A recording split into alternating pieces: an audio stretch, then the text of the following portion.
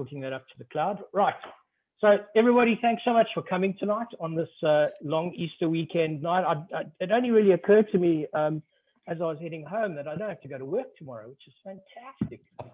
So there'll be no spitting of wines tonight. I'll actually be drinking the damn thing, which is great.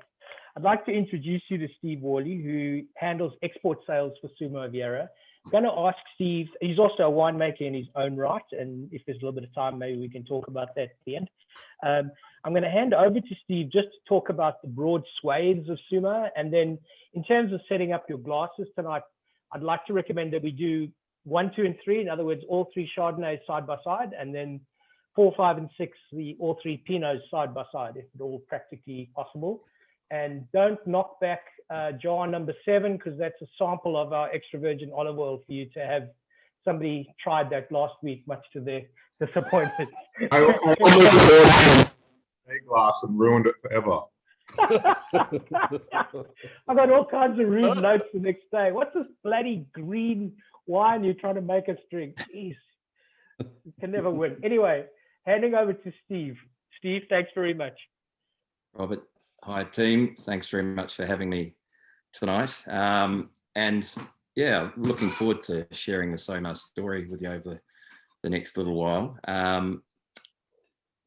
So it's the inception of Brett Butcher, and every little touch from the name to the blue label. You know, I met Brett back in 2004 before he bought this property, and I was just saying to Robert before, he's very passionate about wine. He'd been in hotels around the world, but predominantly in Hong Kong for 35 years, came up through hospitality and then marketing, but was often sort of the food and beverage manager or whatever, developed a very good palate. But I will never forget him saying to me, I'm passionate about wine, but I don't really know a lot about it. And I asked him to sort of tell me, well, what wines inspire you? And the more that he talked about the wines that he enjoyed drinking, the more his idea evolved about what he wanted to do at Soumah and the sort of property he had to find. And in 2005, viticultural consultant that I knew, Tim Brown, asked me to come and look at a property with them up just behind where I was working at Rochford at the time. And it was a 50-acre block, about 150 metres above sea level, in a beautiful spot in Gruyere, surrounded by what's now Levantine Hill. There is some of the Giant Steps properties there. Coldstream comes down to the back of it. It's just considered pretty much the dress circle. At the time, it was planted with a good core of Mendoza clone Chardonnay, some MV6 Pinot, and then a whole lot of other things, Sauvignon Blanc, a bit much Cabernet. And we looked at this property and thought, look, it's right place. It's got beautiful different aspects, rolling hills. It's up off the valley floor. We had a discussion around if someone's prepared to put 5 or 6 years into redeveloping the vineyard, this could be a great project.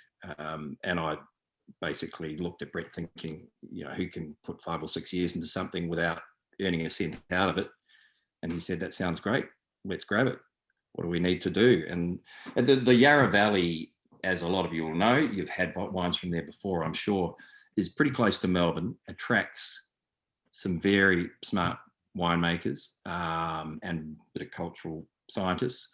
Often they're the guys that have moved through the industry and want to live near a city. They want to move from Kerrang, no disrespect to what it, you know, when they get to the Yarra Valley, they really think, we'll know they've arrived. So we weren't going to be able to bring a lot of great IP necessarily into the winery. We knew we had to develop that vineyard site. And so the first major thing we did was to get our mix of varieties right, but more importantly, we wanted to build complexity there. So we went for a good clonal mix. So the wines you're drinking tonight are all a clonal mix of some great clones that we've selected for Chardonnay and Pinot. Interestingly, as you go through the range and we get more towards the reserve end, we're trying to show you a little bit more how one clone works, the clone that we've found to be the most interesting on that particular site. But it really is, I think, and I know some people think clones aren't that important, but for us, they just build a bit more they build complexity into dealing with the vineyard, but they also give you a chance to have more compelling, complex, interesting wines. The other thing that Brett, the common theme through the wines that he enjoyed and that I enjoy, and probably a lot of you enjoy too, is, and we often talk about European sensibility with wines, and what is that, and what is it that we like about that? We love our Australian wines down here, but sometimes the extra bit of heat that they have, sometimes we find they lack a little bit of finesse. Brett wanted to be making Chardonnays and Pinots that weren't like every other Australian Chardonnay and Pinot. We're a little bit more delicate, a little bit more pretty, let's say. And how are we going to do that? Well, we had to make wines that had ripe flavors at slightly lower alcohols. And if you get a chance, and I don't know if it's on the bottles that have been sent out to you, whether the information's there, but these are all 19s, but even in these 19s, there's not many wines here that are over 13%. And that's been a key thing for the last 12 years for us, is developing that vineyard so that we can get ripe flavors at a lower Beaumet to deliver wines that are just sort of half a degree alcohol less than a lot of our brethren. So we're really getting some pristine fruit. And then, so there are some of the core things that we're going to see tonight. We've got this clonal diversity and this lower alcohol, and we built the vineyard to develop those sort of things. Yeah. So, Steve, if I don't crash the entire internet, what I'm going to try and do is just show everybody your the map of the vineyard. Let me just see if I can pick it up. So while you're trying to find that, some people might be thinking, why Soumah? So this was one of Brett's first. This was a phone call, probably 2 o'clock in the morning. He was in the States, and he went, I'm staying in a hotel in Soho, it's south of Houston. Right? I went, yeah, what? So what? And he said, well, our vineyard's south of the Maroondah. Why don't we call it Soumah? I went, right, okay, yeah, that's good. That's got a good ring to it. And so there you go. Then the next thing to mention was blue labels. If it's just in a meeting around a table with marketers and someone said 12 years ago, we're going to put a blue label on this, most people around the table would say, no, that's the golden rule, do not do that. And Brett rang me again and said, I've got this great idea for a blue label. And I said, no, you can't do that. And he said, wait, I'll send you a PDF. You check out the blue one. There you go. And so here we go. It's particularly distinctive. I think it's really cool. Yeah. So can you guys see that that map that I've got up? Hopefully I've got it to work. Yeah. So just to point out where the Soumah sits, which is just here, in terms of location in the Yarra, you've got just about every well-known winery as a next-door neighbor. So I think running across the road for a cup of sugar must be a great experience here. Coldstream Hills, Giant Steps, Yarra Valley, Rochford, Portet, and Oak Ridge, and then up here, Domaine Chandon.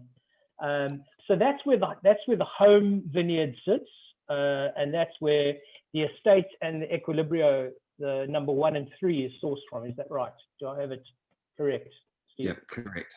So while you're just, And then jumping up here, this is the Upper Ngambie, which is where the Hexham label comes from. So jars number 2 and 5, the middle Chardonnays, the Chardonnay and the Pinot comes from there, Upper Ngambie. No, sorry. No, the Hexham vineyard was what you had on in your first slide. The Upper Ngambie forms an important part of both the Soumah Pinot and the Soumah Chardonnay, our select vineyards. So that is the Hexham vineyard.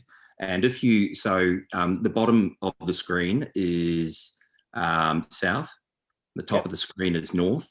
The bottom of the screen is quite elevated, and you'll see that road going across about the dirt road about a third of the way up the screen.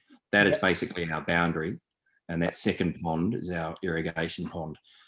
What you can't see is that as we descend to the north, there's probably about a 45 metre drop and undulations heading so that we get both southern and northern aspects as we roll through that frame. and that's quite important. And I'll bring up that when we look at some of the varieties. Just to show you guys the blue label, the Soumah range that we're starting with. So the Chardonnay, your jar number 1, is this one here. And I'll jump out of that share now, and we can start drinking some wine. I think the first thing that strikes me, Steve, with just on the phenolics of the 3 Chardonnays, is a kind of laciness, a kind of delicacy, which I guess is what you were referring to earlier, where you don't get this total onslaught of phenolics straight away. There's definitely something quite nuanced and gentle about the Chardonnay noses that really appeals to me. Yeah. So I guess with this, we're trying to achieve different things with these wines, of course. Yeah. And with the one that you've got now, the Soumah Chardonnay, we really wanted to showcase fruit picked ripe, but just ripe, off these 2 sites, and balance a wine off these 2 sites. And in fact, there's a good proportion of fruit from a 3rd vineyard actually in the Soumah Chardonnay in this particular year. One that we're trying to secure ongoing, a grower called Ben Schmolling, who's on the way between us and Healesville, and it's one of the few dry grown Chardonnay vineyards in the valley. So there's a bit of P58 in there as well, but otherwise this is predominantly the Bernard clones, so 76 and some I clone. And we've also, off our own property, we'll talk quite a bit about Mendoza clone as we go through the wines. We've decided it's a very important part of what we do. There's some quite a bit of young vine Mendoza in there. And if anyone has any ideas tonight on where they think Mendoza really comes from, I'd be all ears. We're yet to really establish. I mean, it's obviously the name Mendoza. You think about Mendoza. I've been to Mendoza itself many times, and I haven't seen a lot of Chardonnay over there. Of course, went through WA and was renamed Gingin Clone. And I think the only thing people agree is that it's a really interesting clone when you look at it by itself, which we will do later on. But so we're trying. This wine is, I guess, a little bit less worked, so that we're not masking primary fruit. And when I say less worked, it hasn't had batonnage that the other wines have. It has a slightly higher proportion of our own fruit, which is it's a slightly warmer site than the up in the Gumby site. And I think it's probably the more phenolic of the 3 wines, even though the phenolics are, and that's got a little bit to do with, I think as you actually use a bit of batonnage, you can actually tamp it down, just knock the edges off those phenolics a little bit with the barrel stirring. But still linear, crisp, not green, good racy acidity, holding together nice citrus and melon fruit. I like the sort of the fruit component leaning into the green citrus kind of spectrum. I think that's quite big for me in that. What I'm also intrigued about, and looking then into Hexham from number 1 into number 2, is this. There seems to be a style in the Chardonnays that you have lush creaminess, but it's underpinned by really, really good acidity. So you've got both characteristics in the glass, and not very seldom, but it's certainly something that a lot of winemakers aspire to and don't achieve. But I think you guys you've nailed that with what you're doing in your Chardonnays here. So this again, I think comes back to different clones, but then also I think particularly in Chardonnay, you might have 5 different clones, but if you let them get to a certain degree of ripeness, they actually start looking quite similar. I think it's in that earlier part of the spectrum that they have a little bit more of that identity. For example, in that Hexham Chardonnay, for me, the citrus acidity, that real backbone is those 76, 95 Bernard clones, but that creaminess, I think, apart from what is coming from the barrel working, there is an opulence and creaminess in the Mendoza that's shows more. I mean, there's texturally speaking, in the Hexham is a luscious kind of aspect to the texture that's really gorgeous, and it's very clearly a step up. I mean, literally for extra $4. Am I right in the pricing? Yeah, I am. That's a huge step up in quality. So guys, you're starting. We're in Sing dollars here at 38 to 42, and I really love the textural aspect. Maybe some grapefruit, sort of acidic fruit kind of influence there, which is really playing through well. The texture, I'm all about the texture with Hexham. It's great. Mm. Yeah. Lou's holding up all his glasses like he's got them mixed up again. We had a misfortune. No. I know exactly what's going on. Okay. Because 2 weeks ago we had to declare a Ghirardello blend of Brunello, if I remember correctly. Yeah. Wasn't entirely. Yeah, that was unfortunate. No, I don't know if people have noticed when you get that jump into the Hexham, and some people find it a little bit confronting, but there is quite a bit of that struck match, and that's from that little bit. But you notice it more when you first open it. Yeah, but not nearly to the extent that very many other Chardonnays do. So I can think of at least 1 or 2 Victorian Chardonnays that's just the primary note right off the bat. Whereas this is a lot more subtle. That sort of flinty. It's definitely in many other examples it's sulfur. It's just not it's not pretty. Whereas here it just adds a kind of steeliness or a glisten to the phenolic structure. I think it's great. And then maybe you could give us a bit of history while we round off the Chardonnays on where Equilibrio comes from. I know that the website refers to it being your reserve Chardonnay. It's certainly the one that pulls down massive rankings. And the guy as to why buying premium wines in Singapore is such an advantage to cellar door pricing, because such is the structure of our taxes here in Singapore that we're actually significantly cheaper than your cellar door price for the Equilibrio. You have a set amount that it's more on the alcohol. Yeah, okay. Yeah. I'll have to come up there and buy my allocation from you then. That's I'll put a few aside for you. Yeah, great. So I guess first of all, the name, we were always interested in making a reserve in the right sort of year and the right sort of conditions, and the name is a nod to what was important to us in all our wines, is basically equilibrium and balance, which is what we're always trying to achieve. But for both the Chardonnay and the Pinot, as we got into sort of 5 or 6 vintages down the track, the Chardonnay, we just noticed the Mendoza clone really putting its hand up and saying it was quite a unique character. It's unique for a number of reasons. Its flavour profile, opulent, rich. You don't want to get it too ripe because it goes into those tropical notes, but it was, out of all the clones, one that could balance itself. Now, the reason it can often do that, I don't know if you've heard, but you often get hen and chicken in Mendoza. So you have these big berries that, if you taste them individually, they have those opulent flavors, and then the smaller berries that have got this really high pingy acidity because they're just different ripeness from the fruits. So often we don't need to blend 76 and 95 back into the Mendoza to balance it. It balances itself on the vine just through that hen and chicken. So the first couple of years we were going through the barrels, and it was all these Mendoza barrels that were looking fantastic.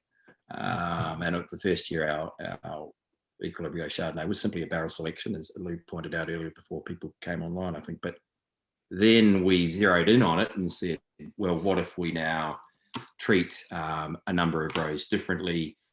What if we, and we're a premium vineyard, we don't crop high at any time, but what if we crop a little bit less? We still want the vine to be balanced and drop down to 1 bunch per shoot, et cetera, et cetera. So we started treating it a little differently in the vineyard as well, and we just each year we selected these particular rows to work on.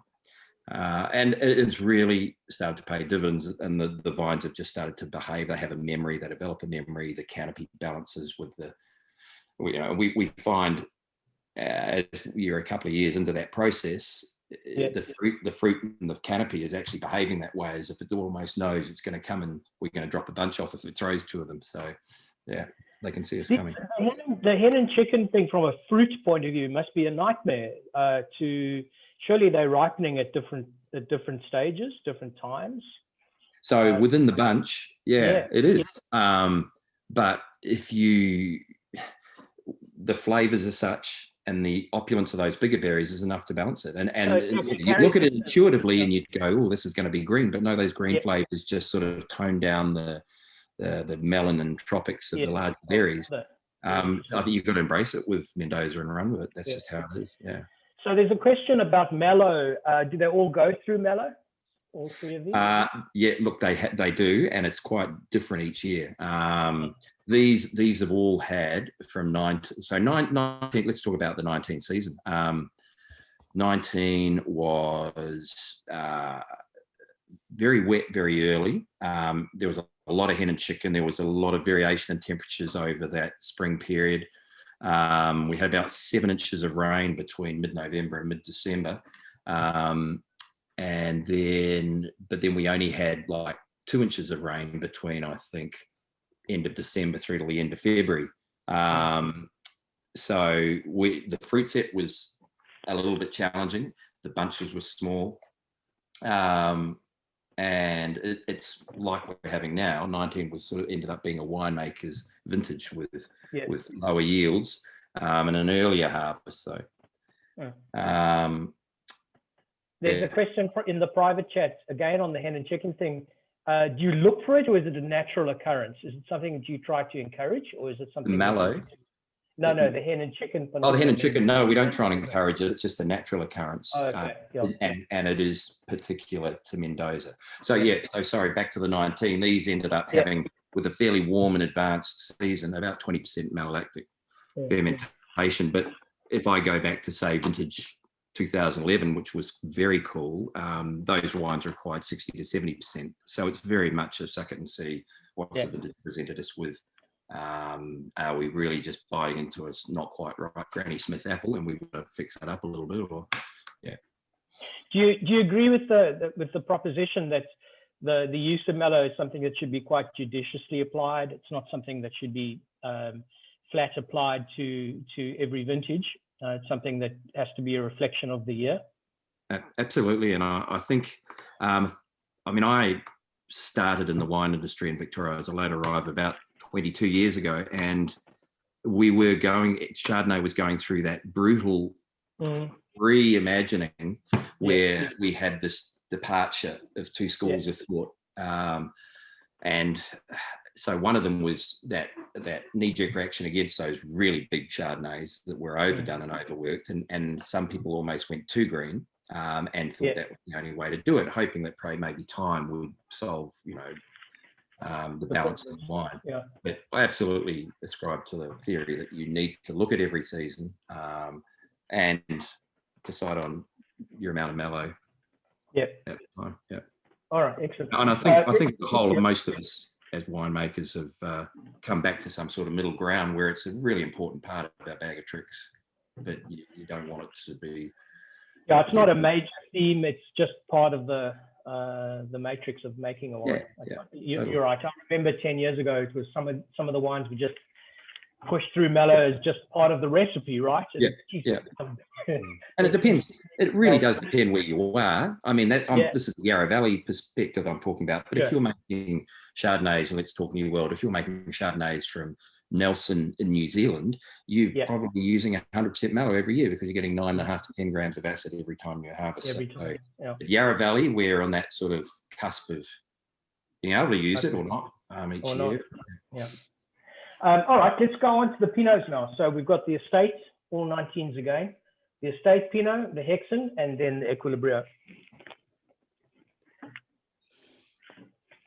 I'm quite struck by the darkness of the Hexham in comparison to the Equilibrio. It just seems maybe it's just I'm getting old, and it's bad light, but it just seems to be slightly darker in fruit. Yeah. So again, similar price points, guys. 38, 42, and 65 for the Pinot. 65 Singapore dollars 65 Sing, yeah. for the Equilibrio Pinot. Yeah. Okay, right. I really am coming up to buy my allocation. Yeah, so I'm never sure whether to tell winemakers what we charge in our home country in Singapore for their wines, because sometimes they get annoyed with us. But You might want to give Jeff Cross a call. Call him. So to kick off, Derek's asking about the whole bunch stem usage in the Pinot. I would imagine it's different in all three. Steve, is that right? Look, yes, it is different in all three, but in this particular year, 2019, there hasn't been an awful lot of whole bunch, to be honest. There's a little bit, there was a couple of bins foot stomped for the Equilibrio, but we're talking probably less than 10%. That's not always the case. And the reason for that was the 2019, remember I said, was an early year, a condensed sort of picking, and I wasn't chewing on those stalks at the time, but I would imagine that Scott and Tim would have said, look, you're not getting those riper stem flavors that you need. We don't want to impart these green tannins into that wine that year. It's something that we use when, and it's something that we're looking at using this year with fruit having been harvested 4 weeks later. But you can't, there's no substitute for time on the vine to get stem ripeness and lignification. So often use it in this particular vintage, just a small amount in the Equilibrio. Yeah.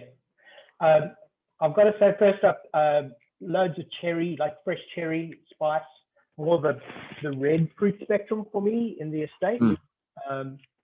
Definitely, I guess the word is charming, or I'm harping back to what you said earlier about just pulling away from the alcohol, just giving it a more considered personality, and it definitely shines through. That sort of unctuous softness shows in all three of these Pinots for me. Look, sometimes they can appear a little bit tightly wound, but they always open up, and they're not, when you first pour the glass, going to really jump out at you.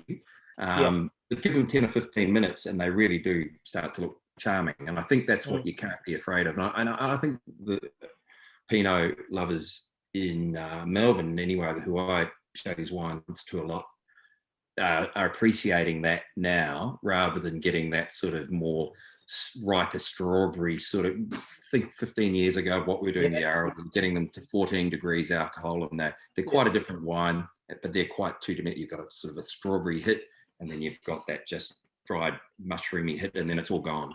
These, I think, have much more length, much more to tell you in the back palate, and persistence as well. Yeah. And that is getting it off a bit earlier. That's harvesting a bit earlier, but making sure things are ripe when you do get them as well. I'm experiencing that same kind of, actually just a reflection of the Chardonnays as well. You got that big step up from the estate to the Hexham. But what's most impressive is the Equilibrio. There's that creaminess that definitely is evident in Hexham, really plays into the Equilibrio in a big way to round it off. It's really beautiful.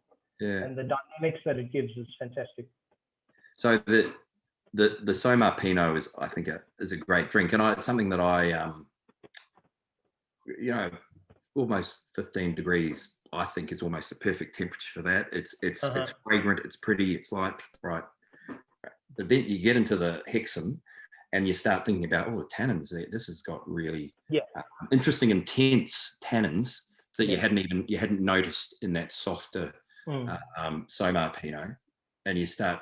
This is a sort of a more of a thinking wine, and then you take that next step to the Equilibrio, and those intense tannins have suddenly become silky, and not silky but chalky, the finer grain. And I think that's, as we go through those three wines, you're seeing the MV6 clone really start to show its head, and so you're getting those finer grain tannins. You're also getting a little bit of gaminess and really tightly wound sherry, and it's almost incisive, the aromatics in that Equilibrio. Well, what I did for the guys was I double decanted everything before tonight. So there was a Perfect decant, host. and then yeah. Most people tell me I'm a crappy host. Normally just open the bottle and let them get on with it. But when it comes to these tastings, I kind of wanted to really get the best expression of it, and it's showing. There's that softness, that sort of evolution that can only come from being open, and it's showing very well here. Now I'm getting used to this Zoom thing, and I've just seen how long would you keep Pinots to get some tertiary characters? Yeah. Well, these are all. The Soumah Pinot Noir is really in its drinking window, but the other two are babies, really. Tertiary characters. I'm not picking up any tertiary at this stage. No. I know that some people way more expert than me are identifying characters like mushrooms and truffles and what have you in the Equilibrio. I'm not seeing that yet, but I have little doubt that it's yet to evolve. I think it's another 18 to 24 months off because there's a lot of tension in that wine at the moment, which I kind of like in its own. That is actually the question. To be fair to Mark, Steve, Mark's asking how long before it starts showing those tertiary characters. So, 24 months or so would be your estimate. Yeah, I think, for example, the 17 is showing those tertiary characters, and again, a relatively smallish vintage. But I guess I'm also not. We're a relatively young producer. We made our first Pinot in 2011. In 2012, the 11's all gone. The 12 is still developing, has still got legs, is still holding together really well, and still developing tertiary characters that are interesting. So, sometimes I see that as being, well, is it going to mature, and is that window going to close? We don't know yet, to be honest. Well, in the words of the classicists, I don't know art, but I know what I like. That Equilibrio Pinot is just a different order. It's a different scale. I'm sorry. The other two are fine, but the Equilibrio is obviously what you got to be shouting about, and that's what we'll be shouting about for sure. Well, it's something I wanted to mention about these Pinots, and especially again harking back to the MV6, and it's in all of these. But we've noticed on our MV6 block, we have the classic Burgundy situation where we have a slope, quite a long sort of midsection, and then a long flat. And what has happened, and it was more by, we just realised this is where the barrel selections were going. The better wines, or the Equilibrio, the 16 rows of Equilibrio MV6 is now pretty much on the mid slope.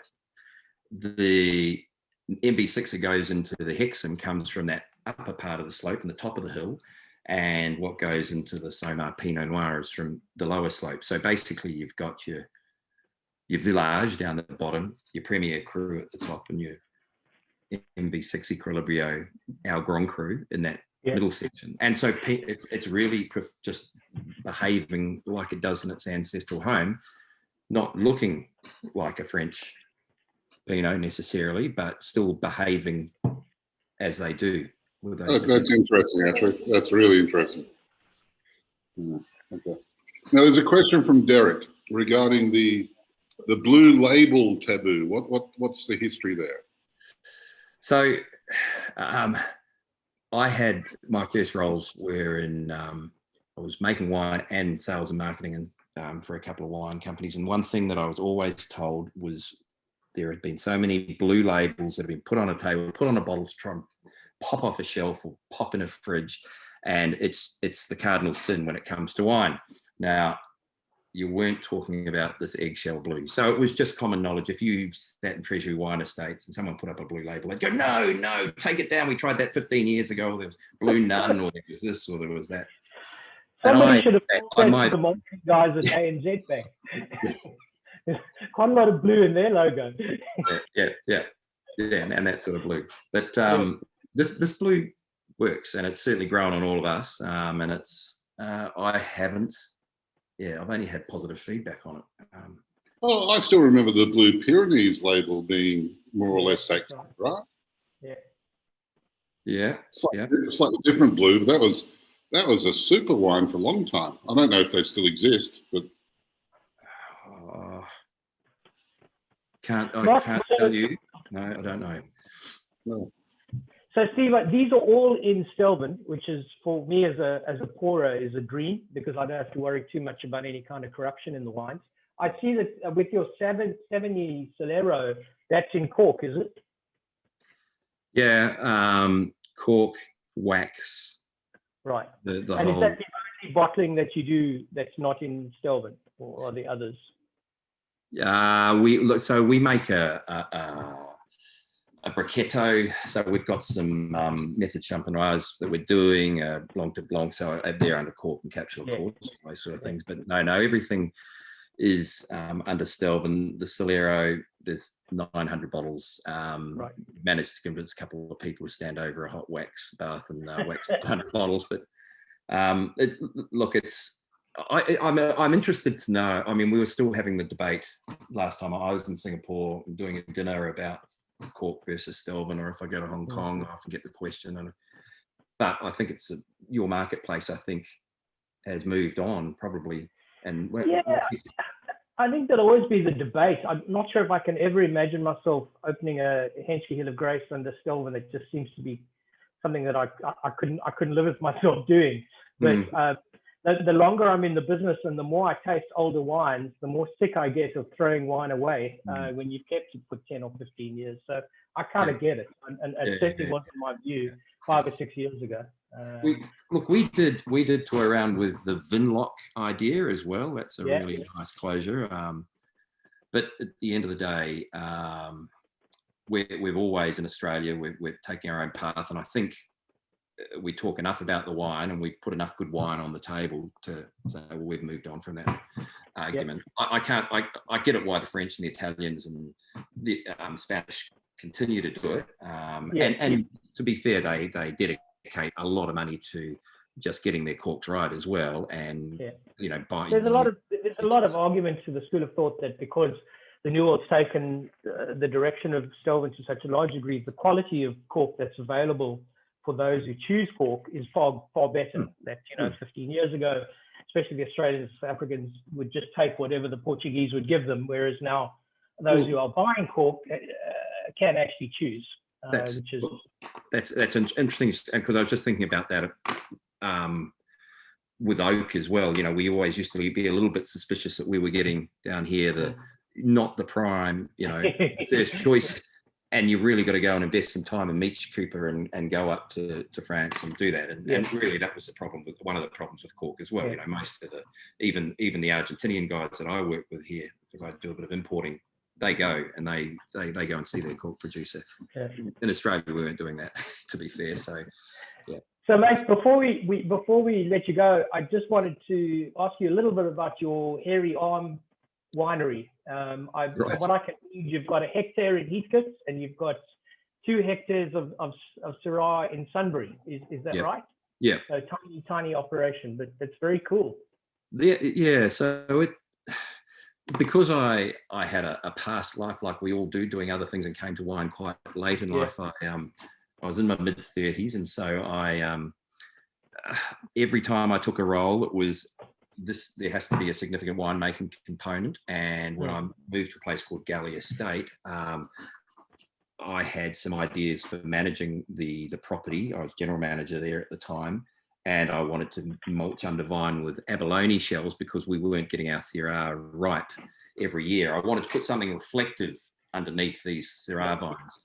And they thought I was crazy. And I said, well, look, that we've got in my salary, I've got an allocation of fruit. I will take C Block, which is this 5 acres or 2 hectares, and I'll do my trial under there, and it's going to be my fruit. Anyway, it was wildly successful, and I still to this day manage that property. The Hairy Arm was a university project, one of my first winemaking projects. It was a bit of a joke at the time. I was doing this, was in my mother-in-law's mothballed laundry. We'd come back from Perth. I was at Melbourne Uni, and I had these 50-litre tubs, and I was hand plunging. And she came in to sort of call me up for lunch or whatever, and she said, "Get those Hairy Arms out of that ferment, you'll ruin it." And I said, I started to explain to her about alcohol and how that was very sterile. And she said, I know, Yeah. it's just disgusting. And we were sitting around the lunch table, and I said, look, I've got to come up with a name for this. And she said, call it the hairy arm. And so the name was born. For many years, I thought I would change it. But when I said I would, the couple of restaurants that were pouring my wine said, Steve, great name. We love it. It causes debate, all sorts of things. There's a question, Derek, about the Nebbiolo, grown in Yarra as well, at the same vineyards as your Chardonnay and Pinot.